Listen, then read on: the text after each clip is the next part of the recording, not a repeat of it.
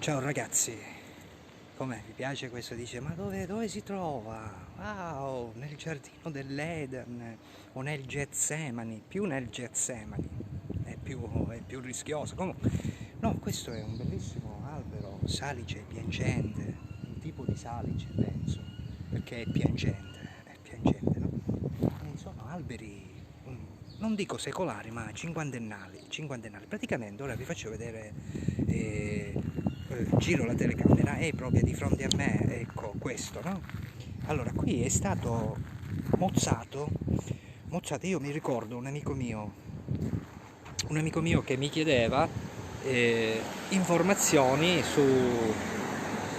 perché c'era questo albero che praticamente cresceva, no? Cresceva e era un po' storto, diciamo un legno torto, diciamo, crescevo quest'albero, no?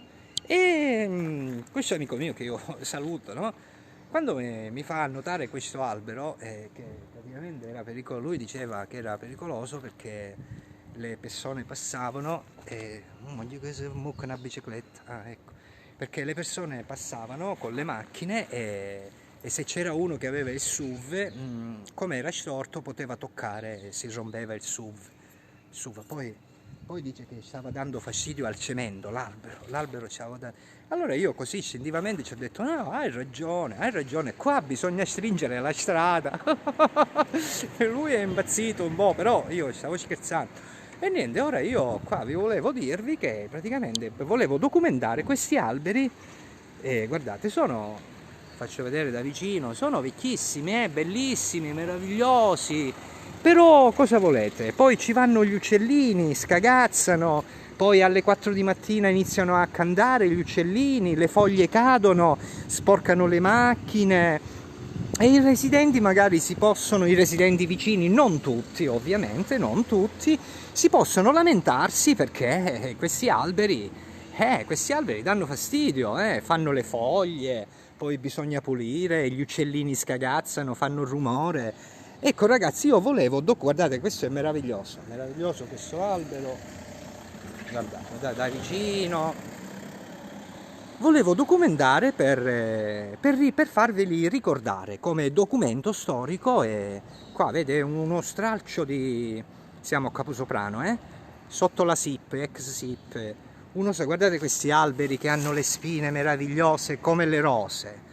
Certo, se uno qua ci finisce con la testa, ma perché ci deve finire con la testa? Non l'ho capito, perché si cammina piano, non è che si fa con una ruota, Guardate, meravigliosi questi alberi. E niente, dicevo, volevo documentarli, anzi ora li documentiamo, che mi ci vedo pure io perché mi ci voglio vedere, aspetta che giro la telecamera.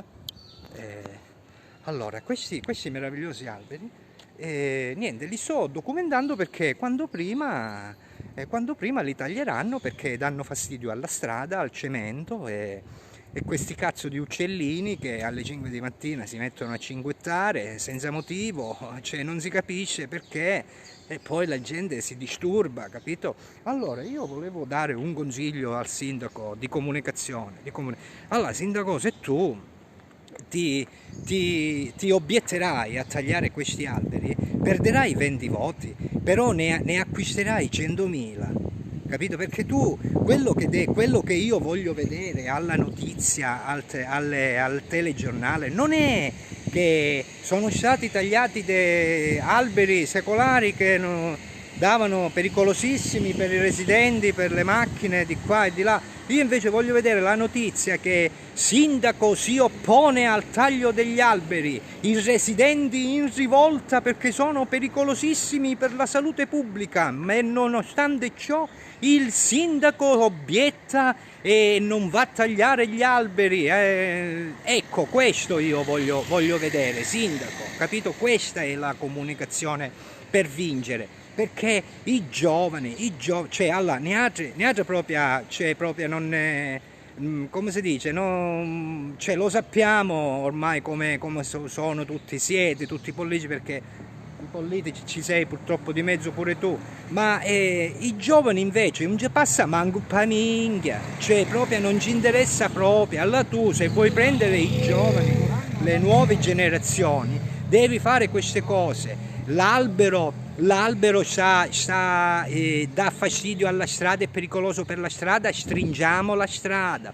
L'albero sta rompendo il cemento, togliamo il cemento, spostiamolo quel muro, capito sindaco? Queste sono le notizie che ti fanno arrivare all'apice del successo.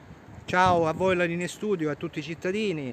Sindaco, allora, c'è una parte di gente che crede nella tua buona fede, c'è, e quindi realizzala questa buona fede.